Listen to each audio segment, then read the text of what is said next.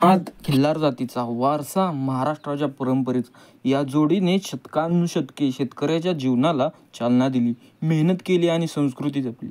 पावसाची पहिली सर गेली, माती ओलसर आहे आणि कवटेगावच्या शिवारात 2 बैल सोयाबीनची पेरणी करत आहेत. त्यांच्या पावलाखाली मऊ मातीची कुजबूज आहे. त्या मातीच्या उंजळीत आज पुन्हा बीज पडतंय नव्या आशेचं जगण्याचं. बैलांच्या पाठीवर पेरणीचं पारंपरिक साधन आणि मागून शेतकरी शांतपणे चालतो आहे. प्रत्येक पावलावर सोयाबीनचं बीज मोकळं पडतंय. ही बीज केवळ धान्य नाहीत, ती उद्याची स्वप्न आहेत.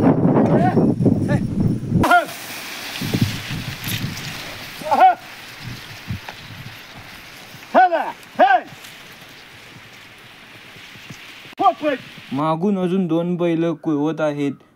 गवत उपटण्याचं पारंपरिक साधन त्यांच्या पाठीला जडलेलं आहे. कुळवाच्या टोकांनी मातीचं रक्षण चाललंय. तण काढून योग्य जागा बीजासाठी तयार होत आहे. ही कुठली यंत्र नाहीत, ह्या आहेत काळाच्या उंजळीत चालत आलेल्या पायऱ्या, ज्यांनी मातीशी नातं जोडले.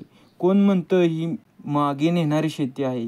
यात आहे शाश्वतता, यात आहे निसर्गाशी सुसंवाद आणि यात आहे बैलांची न बोललेली साथ.